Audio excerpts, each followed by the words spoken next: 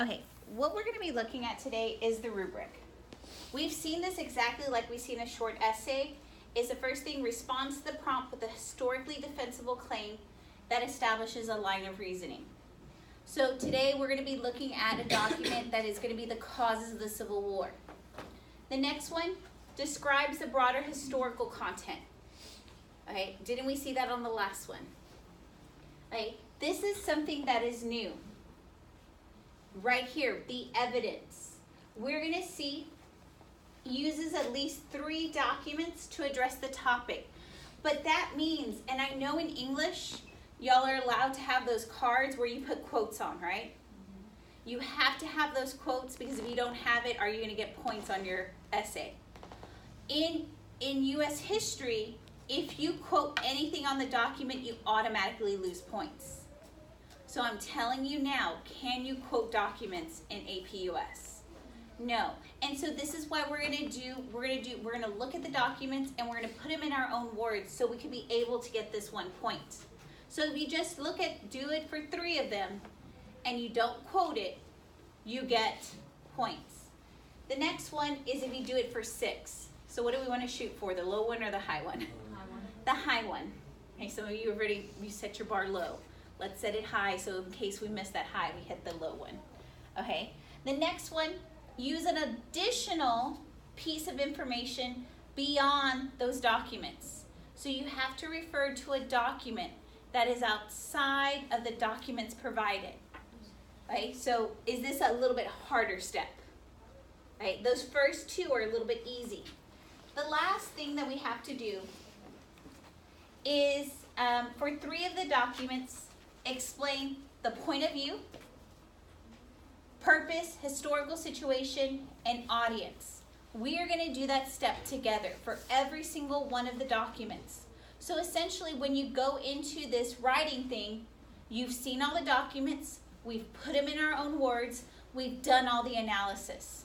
So should you be able to get point 1 and point 2? Okay? Should you now be able to get this 3rd point? Okay, the last thing is demonstrate a complex understanding, which we saw on our last one. So what we're going to do today is, y'all know how you have an outline for y'all usually have an outline, right? That we do. We're going to do an outline for that as well.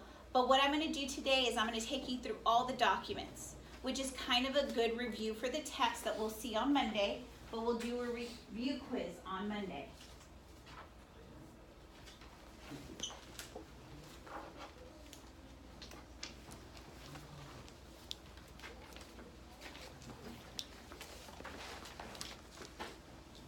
Usually when you're given the documents on the AP test, there's not this stuff underneath, but I've done it so we could write in our notes so that when you're writing your outline, you have everything you need to be ready for this. Okay, so let's look at our first point. Our first point, it just deals with the thesis. So I need, according to this, one more, sorry. I need to make a defensible claim. So let's look at the prompt. Do y'all see the prompt at the top? It says, did y'all get enough back there? It says, most historians state that one of the overarching catalysts of the Civil War resides in the issue of slavery. So are they making an argument there? Most historians say it deals with slavery. However, it could be justified that other issues ignited the sexual difference that led to the Civil War. Using the documents and your knowledge of the period 1800 to 1860, construct your response. So, looking at what the prompt has said, what are we going to have to argue? Is it slavery or is it other things? Other things. Okay, so that is our job.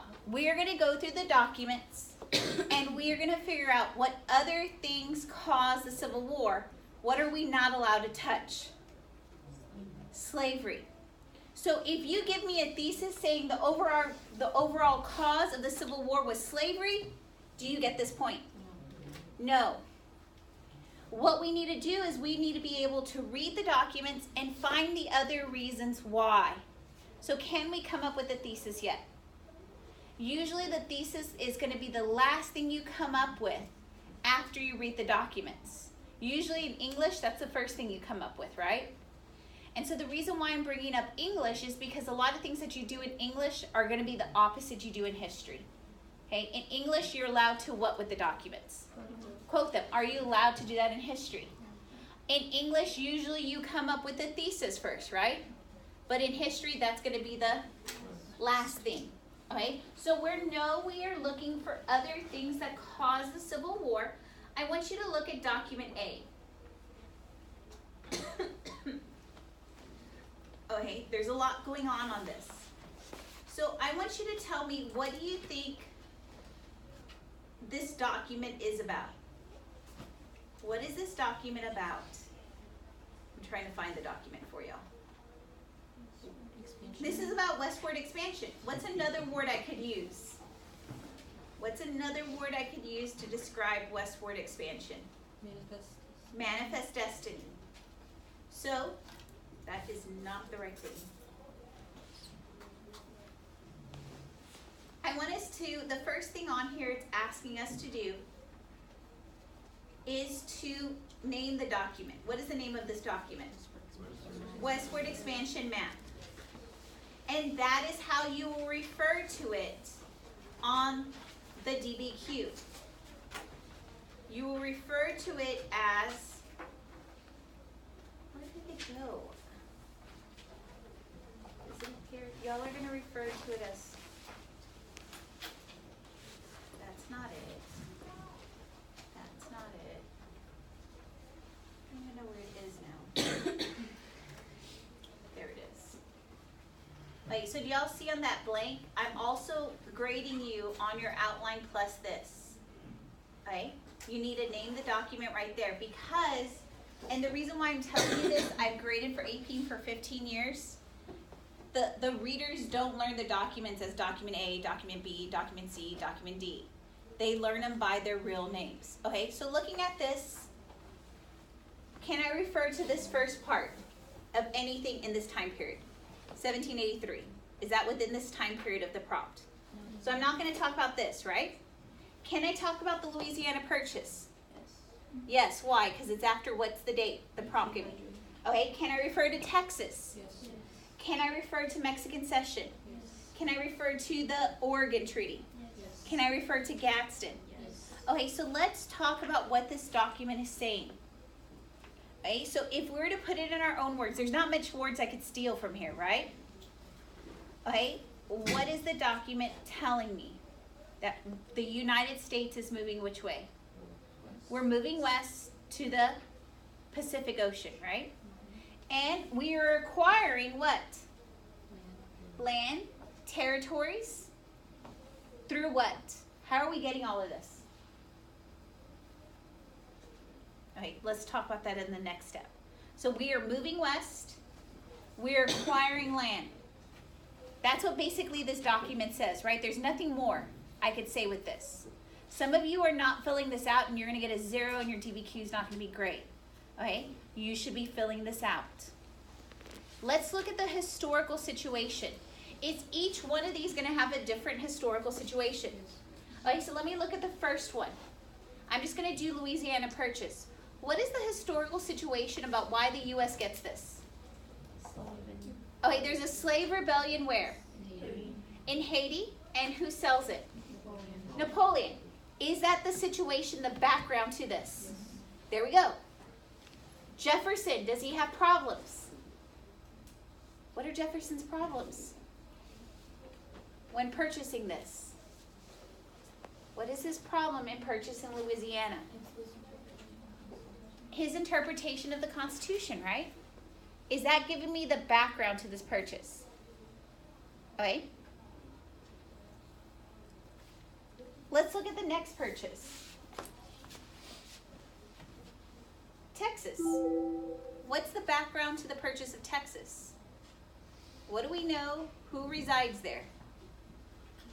Americans that reside there, that went there, right? They've revolted against Mexico. Did we take it in the first time it applied for statehood? Why not? Why didn't we take in Texas the first time? It would lead to war, but what was the bigger issue?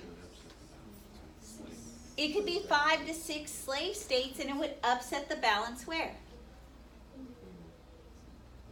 In the Senate. Have you given me information that was not on this document? That's what historical situation is. It is referring to the history. How do y'all feel about this one? Are we still writing it down?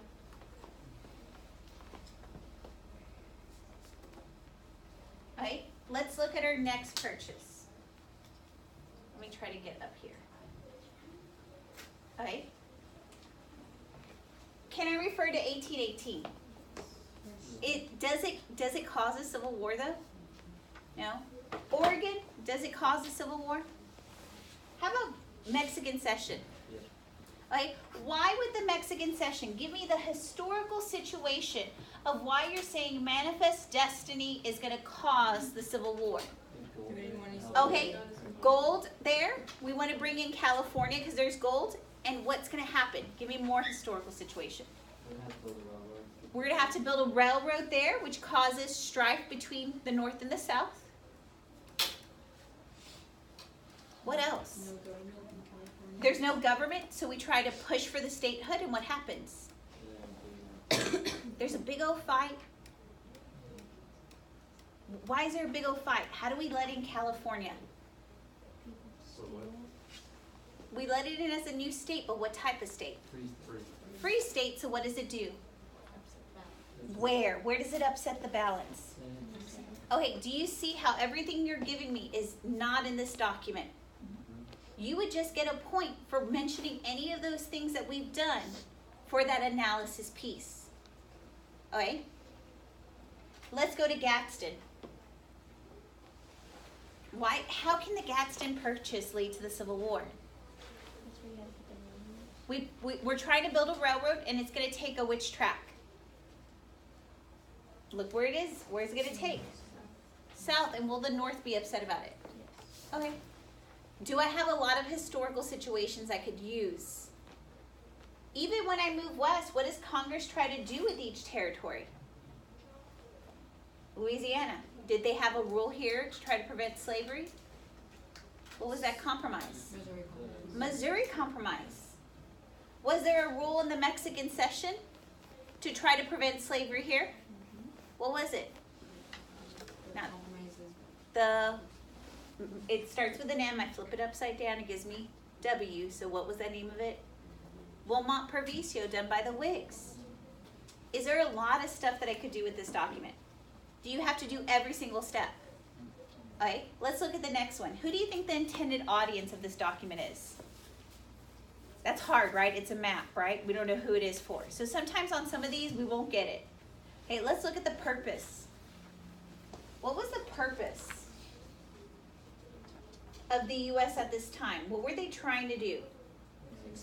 They were trying to expand. They were trying to bring democracy, bring the West under. Right? We could bring up manifest destiny, right? Isn't that a purpose? For us to get to resources? To expand democracy? Okay, does this map have a point of view? Can a map have a point of view? No. No. Okay, so let's look at the last thing on here. It says document category. Is this beliefs? Okay, is this America and the world that we're going into a global concept, a global context? Could this be geography and the environment? Yes. Yes. Okay. Could this be politics and power? Yes. Yes. Could this be identity? Could this be peopling, movement, and migration? Yes. Could this be the economy? That we're expanding west for the economy? Yes. Yes. Okay, so do y'all got all the categories now? Okay, so this document, can we use it several different ways? Okay, and the reason why we're writing them down is so when we come back to write our outline, we know, oh, I could use this in politics. Okay, oh, I have some background here. Do y'all feel better about the steps now? Okay, I will always tell you we will always have historical situation. Okay, let's look at our next document. And keep on writing because all these notes are going to be helpful to you later.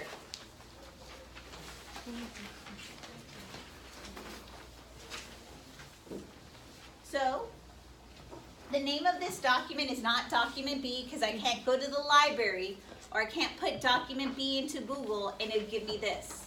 The name of this document is Henry Clay's Speech to the Senate, February 12, 1833. So if you just wanted to put an arrow down, that's fine. Okay? And that's the name of it because I promise you can't go into the library and say, please hand me document B. That's not going to happen. So what we're going to do first is I'm going to read the document and then we're going to come around and put it in our own words.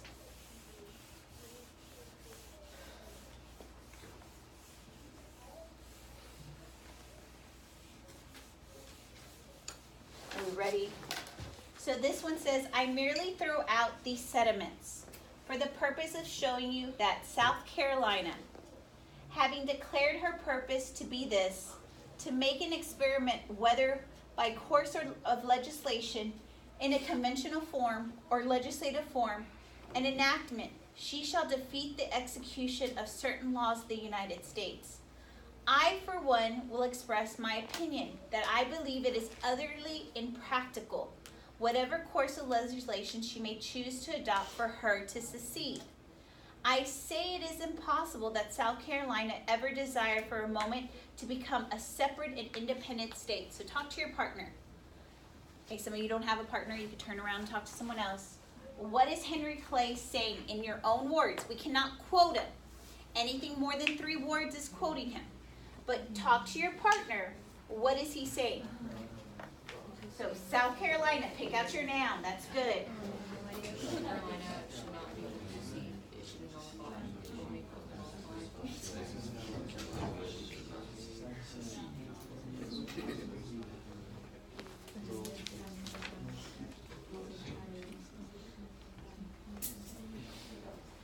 All right, so do y'all get who's the noun here? South Carolina. What is Henry Clay saying? Y'all been talking to your partner. What is Henry Clay saying they cannot do? Secede, right? Right? I'm using one word. Is that a direct quote? Usually one word's fine. But if you use two, three, anywhere about 3 and over, you're quoting. So Henry Clay is saying South Carolina is trying to what? Can they? No. According to Henry Clay's speech, he's saying South Carolina is trying to secede and they cannot do this. Did I quote the document? I put it in my own words. Okay, so is that one of the points we have to do? Okay, let's look at the next step. If the mouse ever moves. What is the historical situation of this? Let's look at the date, 1833. Why is South Carolina wanting to secede in 1833? Tariff. There you go. We know the historical situation is the tariff. What has happened to the tariff? It's gone up. And who's forcing them to pay this tariff? Who's forcing them? Who's the president at this time?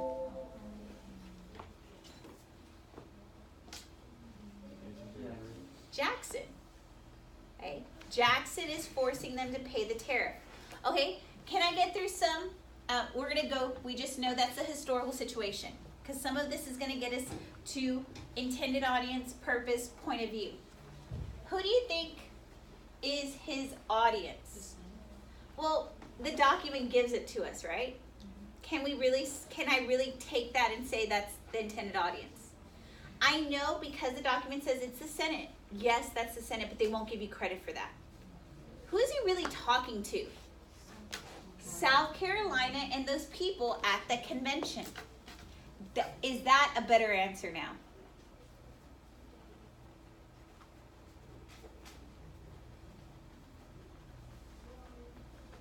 What is his purpose?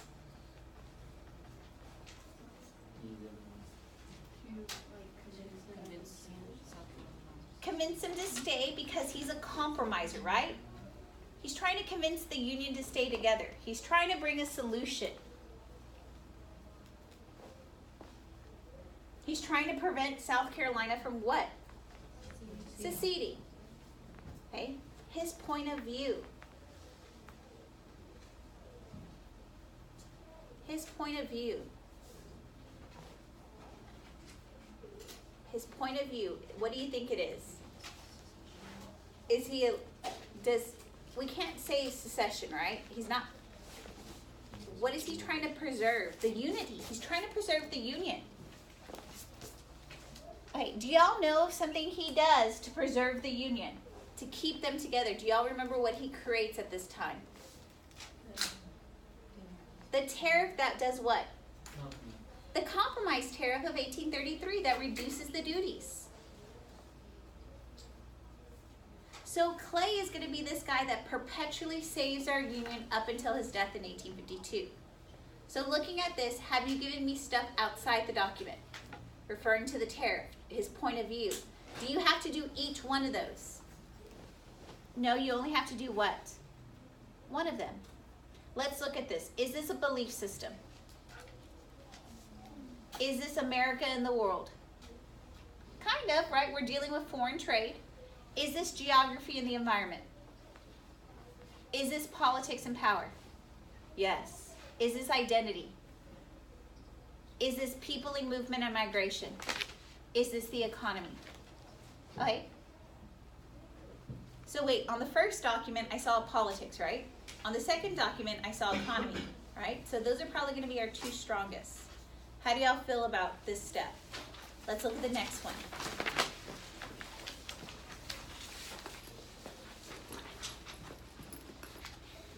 Okay, this is a declaration of a National Anti-Slavery Convention, the first annual report to the American Anti-Slavery Society, 1834. So what's the name of this document?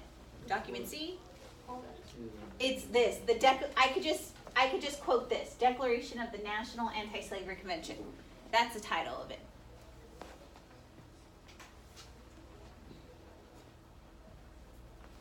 So it says, we believe and affirm that every American citizen who retains a human being in involuntary bondage and his property is a man stealer, that slaves ought to instantly be set free, that all those laws which are not in force, omitting the rights of slavery, are before God utterly null and void, being audacious usurpations of the divine prerogative, that no compensation should be given to the planters emancipating their slaves, that if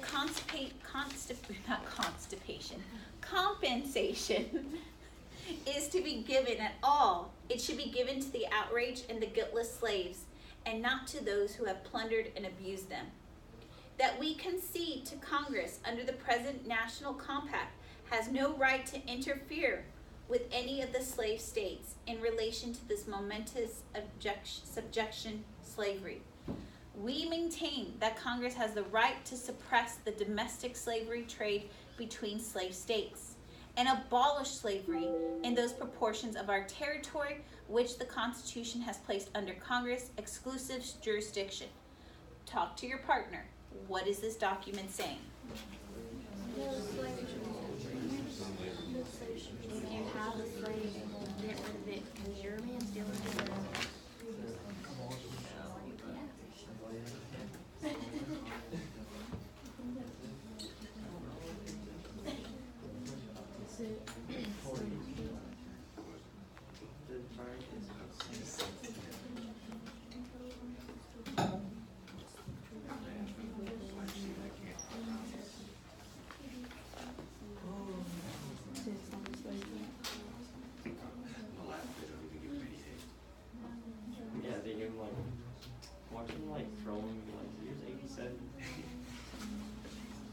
Okay. Let's look at what y'all said. What are some things, and we can't quote. What is this group saying? Slavery is wrong. Like, slavery is wrong? Okay, why? Who said it's wrong? Okay, they're saying God, that it's wrong because of God. Okay. What else are they saying? Who else are they calling out? Slavery is wrong. The slave owner. Like, slave owners should not be given what? Compensation. Okay, compensation, right, versus constipation. Okay, they shouldn't be given money for losing their slaves, right? Is that better in my own words? Okay, what else were you saying? You're a manstealer. Okay, if you have a slave, manstealer. Am I quoting it? If it's over 3, I'm quoting. But can I say that if you have a slave in bondage, you're a manstealer? That's fine.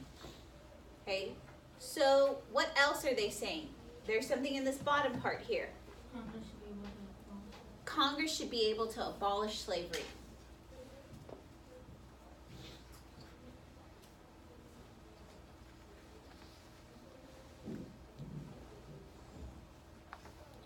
Okay, this next step, it says the historical situation. So what is going on historically in 1834 that would cause this National Anti-Slavery Convention to bring up God and to bring up Congress? What is going on historically in 1830?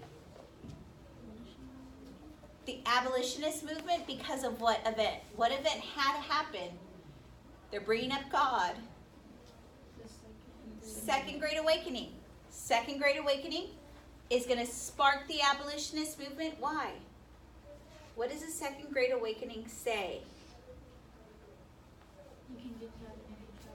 You can get to heaven if you do good deeds, right? If you take on a cause and try to fix the world. Is there something else that's going on at this time where people start to think about doing good? Y'all read this in English. It's a group of writers. Transcendentalism, right? These people are, I know, history and English coming together. Transcendentalism. Also, perfectionism that goes with transcendentalism, right? Okay, so do I have a situation now? Hello? Hey. Oh, awesome. Okay, well. Okay, so who do you think the intended audience is? Okay, slave owners. Huh? Congress. Could it be other people too? Who are they trying to attract? New abolitionists, right? What would be a better argument? Slave owners, Congress, or other new abolitionists? New abolitionists, because was slave owners mentioned here? Was Congress mentioned here?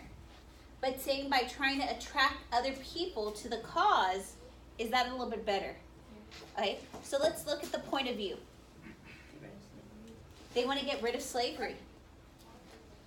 Okay, they're abolitionists, right? Is abolitionist even mentioned in here? No, but by mentioning that, can you get a point? Okay, so let's look at this. The category, is this belief systems? Yes, right, because belief systems includes religion. Is this America and the world? Are other nations at this time abolishing slavery? And some of these people went to the London Anti-Slavery Convention, right? So if I wanted to, is that the strongest category? No. Is this geography and the environment? Is this politics and power? Yes, because who are they calling out? Congress to do some legislation. Is this identity? Is this a specific class or group, regional group? Yes, what do y'all want to say? This is, where is this happening? In the, it's not in the South. Where is this happening? In the North. We also know this is going to do what to our churches? Split them up. Okay? Is this peopling movement and migration? Is this the economy? That's kind of tough to do, right? How do y'all feel about this document? Let's look at the next one.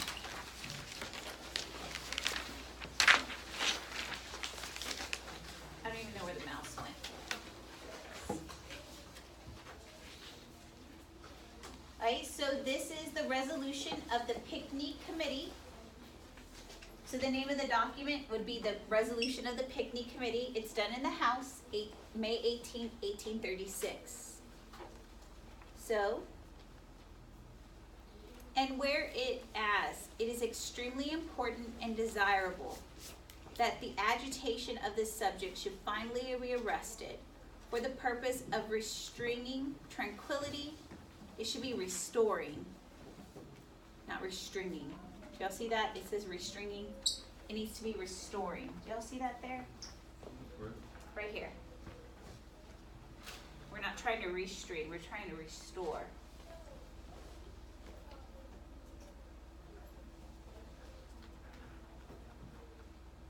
Oh, I took the T off, right? For the purpose of restoring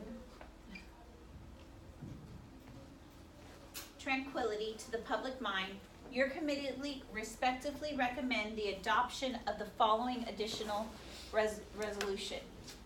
All petitions, memorials, resolutions, propositions, or papers relating in any way or any extent whatsoever to the subject of slavery or the abolition of slavery shall, without being either printed or referred, be laid on the table, and that no further action whatever shall be thereon. Okay, so this first one is we're basically saying that your committee, right, we want you to keep in mind, I want you to summarize this part with your partner. What is this part saying?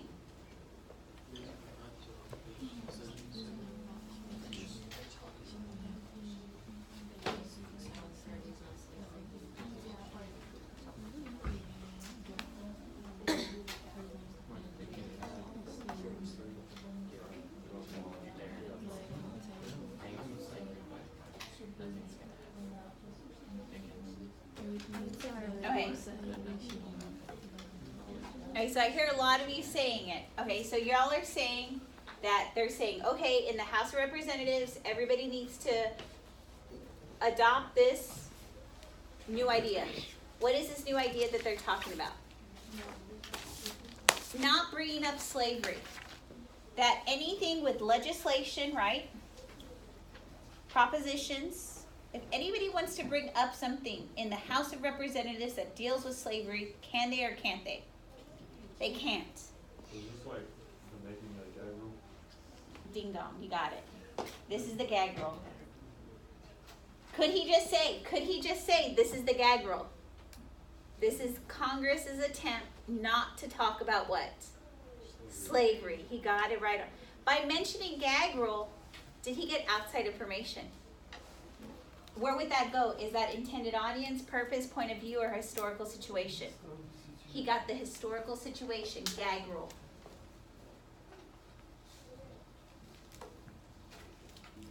Okay. So, why are they bringing this up? What would be the issue? 36? So, what's happening to the U.S.? Which way are we looking? West. And what are they fearful could happen? That we're going to add more states in, and what is this going to do to the balance? Upset the balance, right? And possibly, would people try to bring up rules to abolish slavery? So I also know the gag rule has to deal with westward expansion. Does it also have to deal with the abolitionist that we saw in the document before? So I could relate this gag rule that we see in document D to document C. Is that higher analysis? Remember there was that last point on the rubric, if you could relate two together? That's a higher analysis. By having this gag rule, I could refer to the other document saying people are becoming passionate about abolishing slavery. And they're fearful that it's going to come where? Into the halls of what? Congress, right? So in the House. Who do you think the attended audience is? Who do you think they want? The people who are representatives, right? They want the representatives to know that what can they talk about? Slavery. Who do you think this is going to make really happy? The Southerners. So they're trying to appease the South too. So this would at least, is this gonna get the South mad, or is this gonna calm them down? This is gonna calm them down, because do they fear? Let's look back at this date. Do they fear at this time? And I don't know where the mouse keeps on going. It's like thinking it's already on Thanksgiving break. 36. What do they fear at this time? What is the South, specifically one state, threaten? South Carolina's threatened what? Secession. And are they trying to calm South Carolina down? Because they fear if South Carolina leaves, could others leave? And economically, is the South important to the North? Because what do they produce? Cotton, raw materials, which goes into the northern what?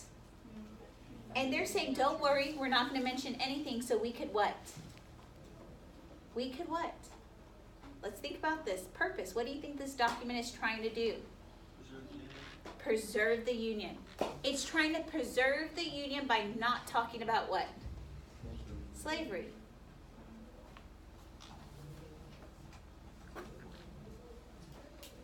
So, point of view.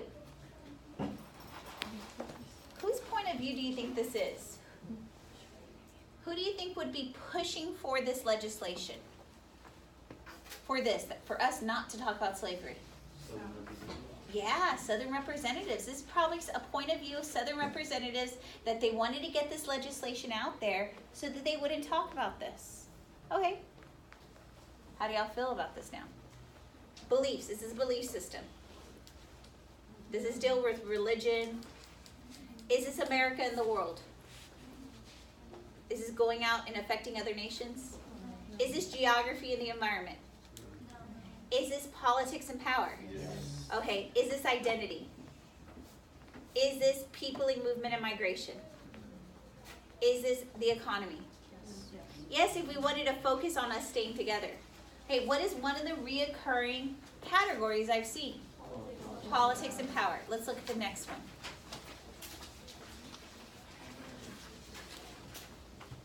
So this is Daniel Webster's speech in the Senate, March 7, 1850. He says, Mr. President, I wish to speak today not as a Northern man, but as an American. I will state one complaint of the South that there has been found at the North among individuals and among legislators of the North a disinclination to perform fully their constitutional duties in regard to the return of persons bound to service who have escaped into the free states. What is that in reference to? People who have left? Have you just given me historical situation? So write that down there. That sentence is referring to the fugitive slave law.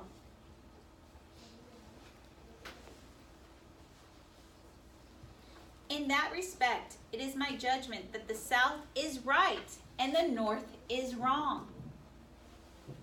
I hear with pain and anguish the word secession, especially when it falls from the lips of those who are eminently patriotic and known to the country and known all over the world for their political services. Secession, peaceful secession. Sir, your eyes and mine are never destined to see that miracle. I hold the idea of separation of these states, those that are free to form one government and those that are slaveholding to form another, as a moral impossibility. We cannot separate the states by any such line if we draw it. We cannot sit down here today and draw a line of separation that would satisfy 5 men in the country. So y'all know this first part, it's referring to what? What is he saying here? Talk to your partner.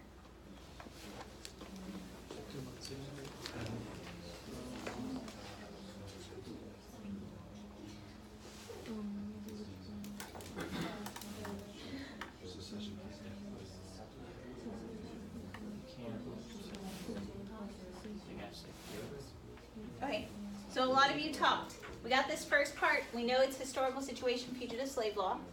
What is the second part Webster's complaining about?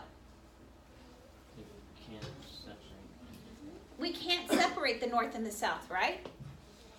We can't separate the North and the South. What has the South been saying? They want to what? Secede. You can't separate them. We can't let them secede. Also, who is he pointing the finger at that it's kind of their fault? The North. He is pointing to the North. Okay, so let's get some historical situation. So the return of persons bound in service who have escaped into the free states. Can y'all tell me of something that people would use to go to the north? Underground Railroad. Are you giving me a historical situation? Do y'all know some people who were conductors on the Underground Railroad? Harriet Tubman. Could you also lace the abolitionists, right? Okay. We know Frederick Douglass has fled north. What else do we know about the historical situation about slaves moving north? Are they a costly investment? Yeah. Okay. Do y'all know what eventually is this going to lead to? They're complaining that their slaves are leaving. We're in 1850. This is going to lead to what? It's a huge thing that's, because it's, I don't even know where the mouse is, because I swear it says 1850 on the top of this document, right? It does. Yeah. It does. Do y'all know something that happens in 1850, historically, to appease the secession? That compromise, the compromise of 1850. Can I put that in my historical situation? Why is that compromise going to at least prevent secession at this time? It keeps both sides happy, because what are they going to give the South right here? A tougher what? Fugitive slave law. Okay, so tell me about this. Someone's in the North that's African American. They're automatically taken where? To the court. The judge is going to be given how many dollars if he's set free? What happens if he's set back? Is that something the South wants to see? Yes. Have you just given me historical situation? Okay. Intended audience. Who do you think Daniel Webster is trying to appease? The South. So his intended audience is, look, I'm sticking up for you. Also, we know at this time he is talking to the Senate, right? But the South is a better one, right? Okay. What do you think his purpose is? To keep the South from seceding, but also to advocate for what? A law that protects their slaves. His point of view, what is he trying to do?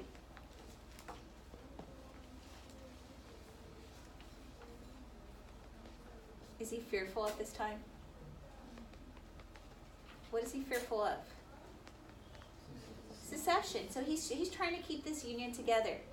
He's going to be working. We eventually know he works with Clay, Calhoun, and Webster to make the compromise, right?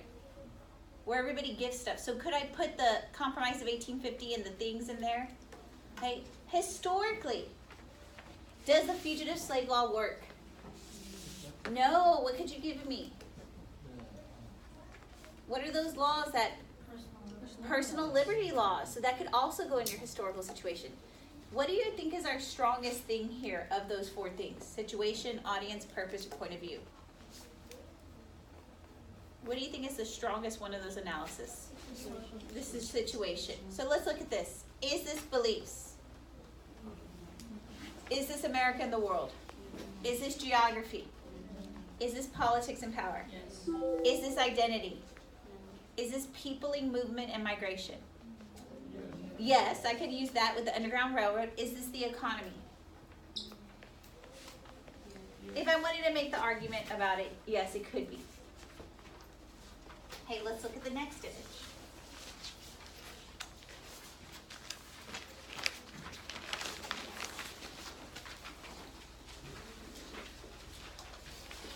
I can't get it to like where it's like right where I want it.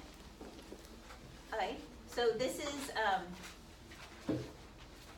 it says it's an illustration by J.L. Maggie. Okay? Oh, I definitely can't quote this document, but could I? What could I quote from the document and get in trouble? Southern chivalry argument versus clubs. What do I know this is referring to? The beating with the king. The beating with the king. Who is the guy beating? Okay, the way I remember him is Bully Brooks, right? Does he look like a bully? Yes. And he's from what state? South Carolina. And he's beating up Sumner. is that historical situation now. Okay, so I know Brooks, I always remember him, Bully Brooks, is beating up Charles Sumner. Okay, this is kind of describing the document. Do y'all remember what was going on? What was Charles Sumner talking about? Not slavery. What was he talking about? Popular sovereignty where? That has gone crazy. Kansas. He's talking about popular sovereignty in Kansas. Is that historical situation?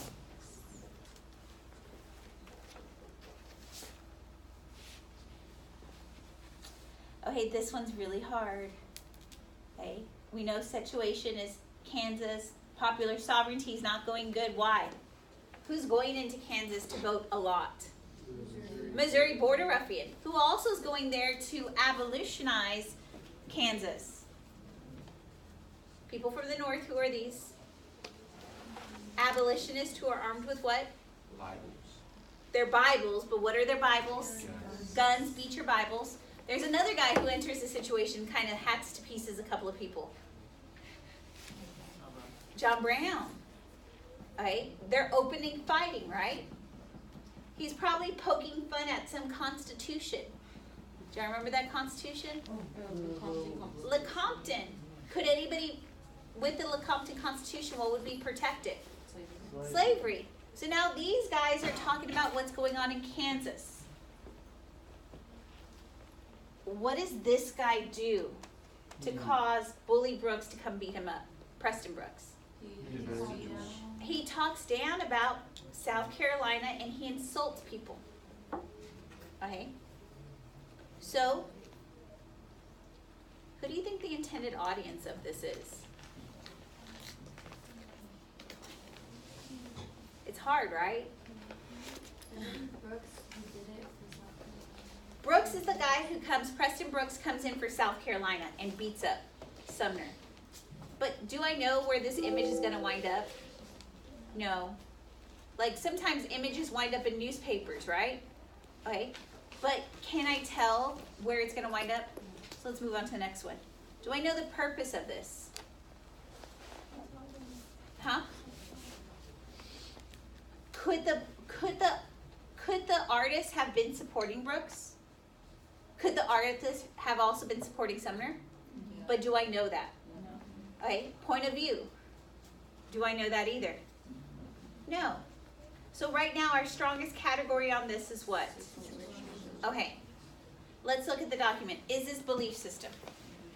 Is this America and the world? Is this geography? Is this politics? Yes. Is this identity? Peopling? Is this peopling movement and migration? People are moving into where? Kansas. And is it causing this feud between them? Because the South thought Kansas should go what according to the Kansas-Nebraska Act? It was going to be theoretically what? Slave. And what was the North trying to do to it? Make it what? Free. Okay, so it could be people in movement and migration. Is this the economy? No. Are we feeling better about these steps? All right, so let's look at let me try to get off this image.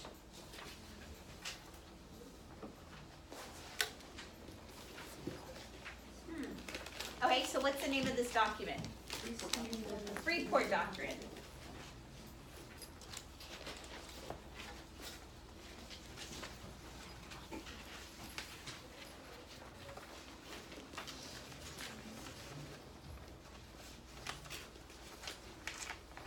Okay, so it says the next question printed by Mr. Lincoln is, can the people of a territory in any lawful way, against the wishes of any citizen of the United States, exclude slavery from their limits prior to the formation of the state's constitution?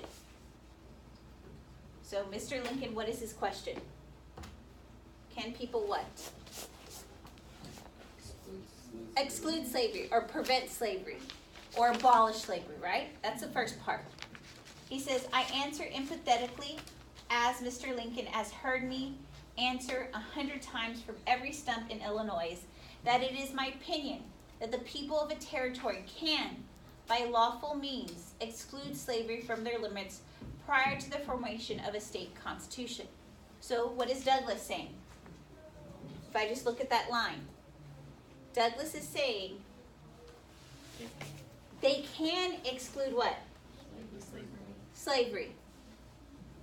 So what is that called? People could exclude slavery. What is popular sovereignty? Okay. Mr. Lincoln knew that I had answered the question over and over again. He heard me argue it in the Nebraska bill on the principle that all over the state in 54, in 55, and 56, he has no excuse for pretending to be in doubt about my position on that question. It matters not what the Supreme Court may hereafter decide as to the abstract question whether slavery may or may not go into the territory under the Constitution. The people have the lawful means to introduce it or exclude it as they please, for the reason that slavery can exist a day or any hour anywhere unless it's supported by the local police regulations. Those police regulations can be established by the local legislator. And if the people are opposed to slavery, they will elect representatives to that body who will, by unfriendly legislation, effectively prevent the introduction of it into their midst. So he's saying, who has control?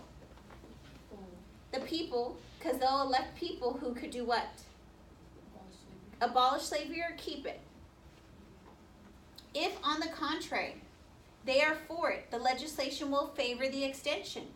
Hence, no matter what the decision of the Supreme Court may be on that abstract question, still the right of the people to make slave territory or free territory is perfect and completely under the Nebraska bill. I hope Mr. Lincoln deems my answer satisfactory on that point. Okay, so we already said it in his own words. Douglas is defending what? Popular sovereignty. That the people have the right to do what to slavery? Abolish it or? Keep it. Okay, that's what this document says. Can you give me the historical situation that is causing him to come out saying that people still have the authority? Okay, Kansas, Nebraska, what else? Dred Scott decision. Dred Scott decision. What else is going on in this historical situation? I know Stephen Douglas is talking to Mr. Lincoln. Lincoln-Douglas debates, where they're competing for what? A Senate seat.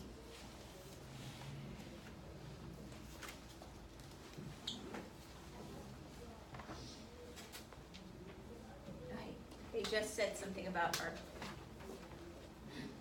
Because that whole thing about the pep rally that he said was really confusing. We're just not having tribe time, right? You're just not having tribe time, that's it. It's just a regular B-day without tribe time. Right? So, let's look at our next one. Who do you think his intended audience is? Y'all said Lincoln-Douglas debate. So what is this, his intended audience? His supporters or people who are voting where? Illinois for what? What are they voting for? The Senate seat between him and Lincoln. That's his intended audience. Is it supposed to go outside of Illinois? No. He's just talking about what is going to get him into this election. What is his purpose? What is his purpose? To get votes, because what is popular in Illinois? What's popular in Illinois? Popular sovereignty. His point of view is he's defending what? Popular sovereignty. Right? Historically, what do we know that's going to happen to Douglas because of this? Loses the presidency. Well, Loses the election. he wins the election, but what is he going to do to the Democratic Party? He splits it up. So can I put that in the historical situation? He wins the Senate seat, but he splits up the Democratic Party. And what's going to happen to the Democratic Party? Will they win in 1860? What else can I say is a historical situation for Mr. Lincoln? Loses this election, but wins the presidential. He's going to lose this election, but win the presidency.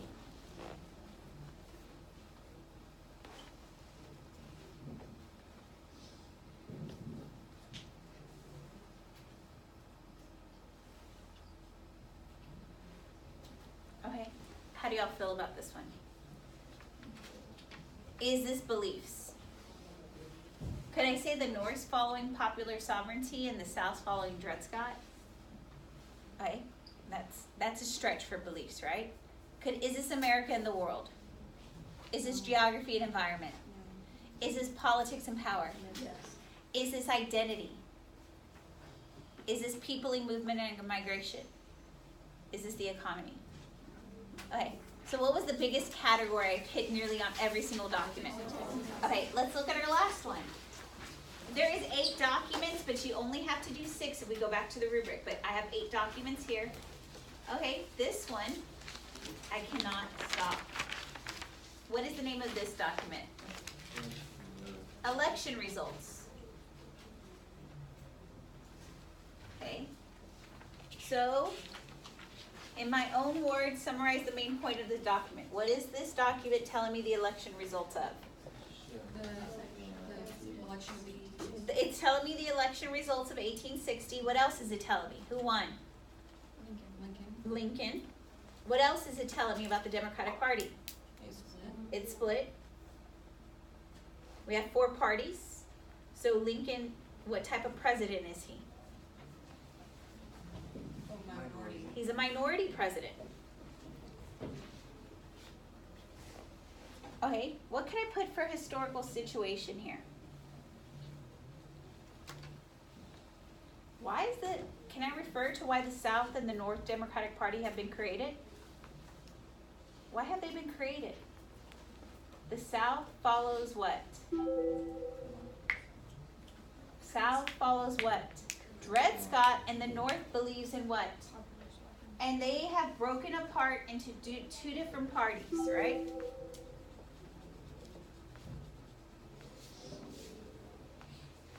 Does a map have an intended audience? Does a map have a purpose? Right. Point of view? No. Unless it's like Dora the Explorer's map, but none of this applies to it. Historical situation. Let's go back to this. Because of these election results, can y'all tell me some more stuff about historical situation? What? What's going to start? The separation. Why? Oh, secession. What can I say about the South? How do they feel? What have they threatened? Have they been threatening that a while? If Lincoln is elected, so what did they do to prevent Lincoln from being elected in the South? They left him off the ballot. They are threatened secession. So which one's the first one to go? South Carolina. And then 6 states follow. And what do they form?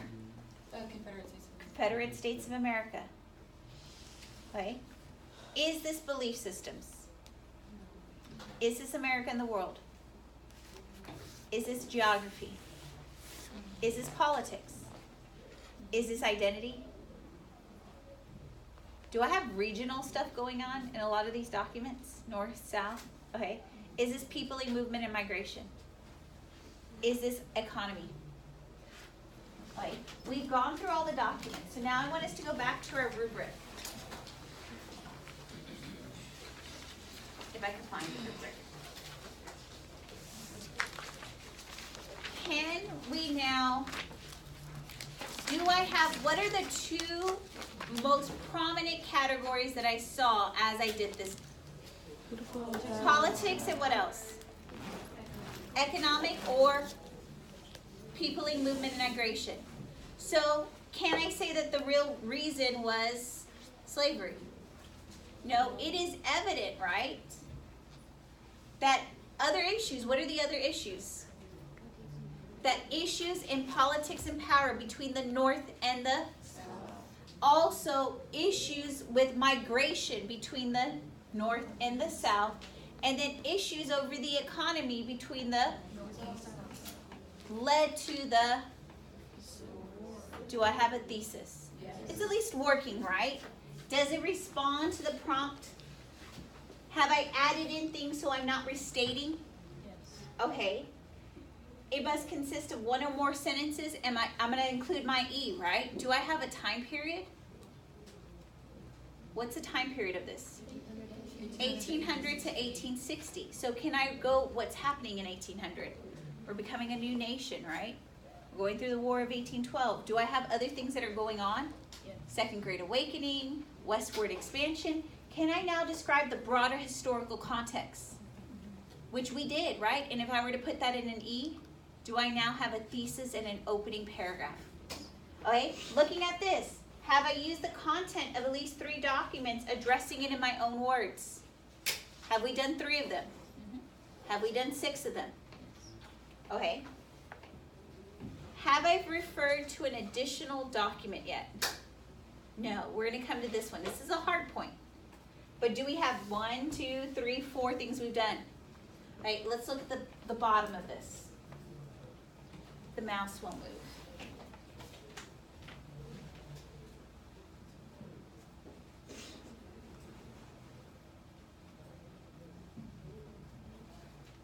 For at least 3 of the documents, have I given the point of view, purpose, historical situation, or audience? Am I only going to do it 3 times? Or should I go a little bit further just to make sure I got it right? Okay, so have I demonstrated a complex understanding of the historical developments and the focus of the prompt using evidence to cooperate, qualify, or modify? So have I explained nuisances of the issues? Yeah. Is this similarity and differences? No. Have I explained relevant and insightful connections within the documents? There were some documents I related together, right? Have I confirmed the validity of the argument? Did we go through saying some of those arguments weren't good and some of those arguments were bad? No, we didn't do that.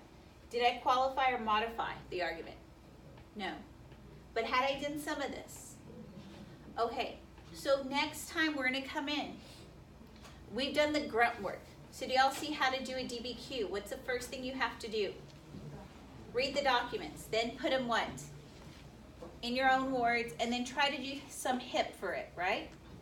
Now, can I go through my documents and see, okay, I need 6 documents. I'm going to group these together. I'm going to group these together. Do they have to be in chronological order for this? What do you think? If I'm talking about causation, getting up to the Civil War, does it have to be in chronological order? Yes, so that's what we're going to do next time. We're actually going to get our outline. But do you have enough info that next time you could start on this outline? Okay, so what are our strongest categories?